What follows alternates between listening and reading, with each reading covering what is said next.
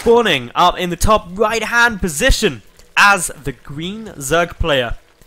Representing ATCM, it is uThermal. And his opponent down in the bottom left, the blue Zerg player. Representing Team Dignitas, it's Tefel.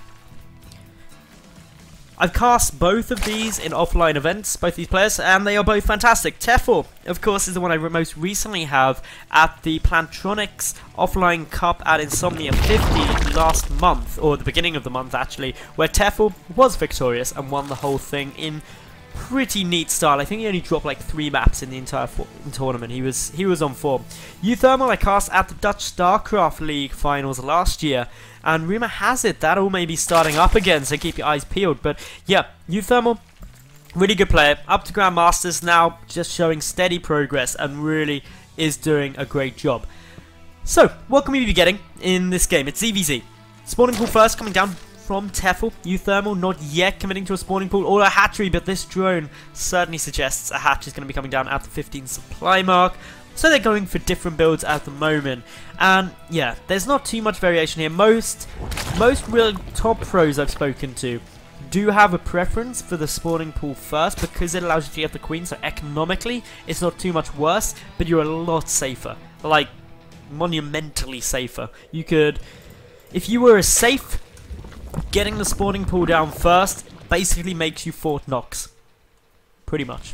Bad analogy. But anyway, maybe that would have been a great analogy if this was back in the days when there were gold bases.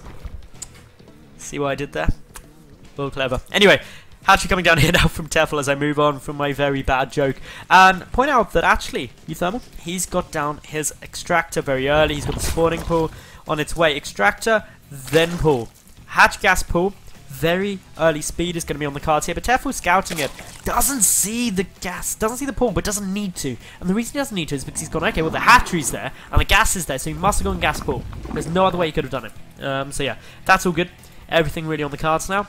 And yeah, I'd say Tefel's a pretty happy Zerg player. uThermal just getting over now and is about to confirm that this hatchery is a bit behind his own, because his own is finished, so therefore Tefel must have opened with the spawning pool first, and therefore Zerglings could be on their way potentially. uThermal, though, he's got speed started a lot before Tefel. Tefel only just now started to mine gas, he's only up to 40, so there's going to be a good period of time where uThermal is going to be able to have speedlings and therefore map control, while Tefel is still with slowlings. But that's not necessarily a problem. It'll be interesting to see how Tefel deals with it, though. Especially if uThermal keeps making lings. He's only got 4 out at the moment, so not too much. 2 more on the way.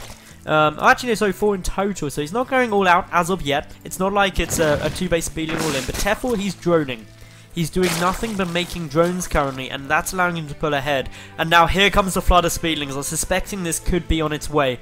The reason I was expecting that is simply because of the fact the drones were so low, and that's what the Overlord's trying to confirm as well. What's going on here? How many drones are down? It's a smart move by uThermal, just putting a few here, because that could throw a couple of players off by going, okay, well, he's got some drones. I guess he's not going for a speedling all in. But Tefel, he's a smart one. He's already got the Spine Caller coming down and the Baneling Nest. But will that Baneling Nest be there in time? Well, the Zerglings are still bounding about. Of course, uThermal, he has a good little look and says, okay, well, Baneling Nest is coming. I need to go relatively soon, but he's waiting for the next wave of lings to come through. Baneling Nest half done now.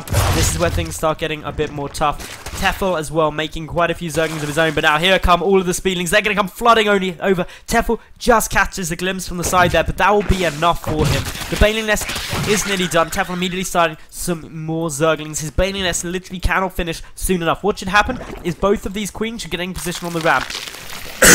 The Banelings should make sure that they get themselves into a great spot, ready to start detonating. They can't go down. You also don't want the Speedlings going up into the main. The Speedlings for Tefel going to try and hold some of this off. Drone getting pulled. If Tefel holds this without losing like 15 or so drones, he's in a great spot. The Banelings detonate. Highly effective.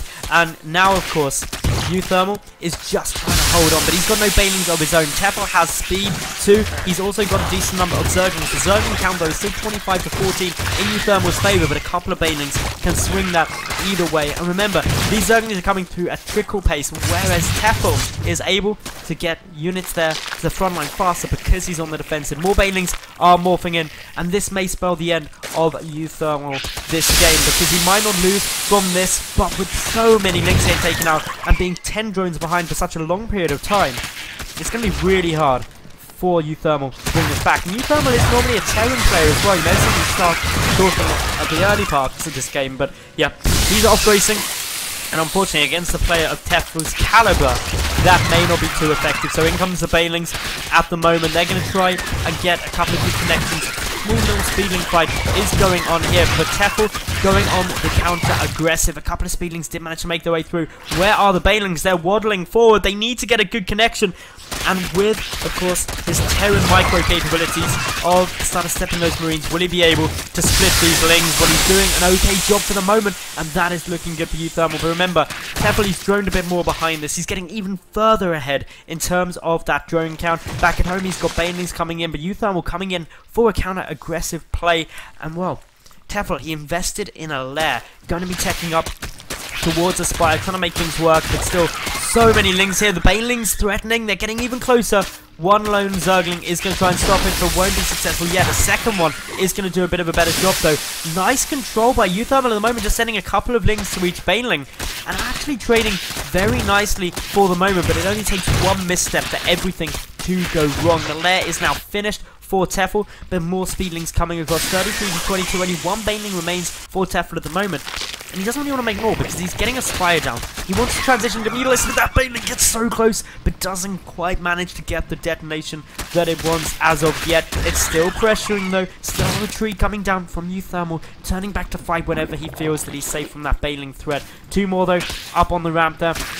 And of course, Tefel just trying to get many more lings out so he can try and make this work. He is slowly whittling it down. In terms of resources lost, we can see there's slightly more going down for uThermal at the moment. But of course, he's lost no gas, whereas Tefel has. But Tefel, he's also mining gas, whereas uThermal, he only wants the zerglings. And unfortunately, once the Mutalisks get into the field, and a good number of them, suddenly that's where uThermal is going to be in a very tough spot. Tefel now nearly 20 drones up. He is now over 20 drones dead, and that is a massive baneling detonation. And that's what it means. One misstep and it all goes wrong. Tefel is victorious. Congratulations to him. He'll advance forward in this best of one.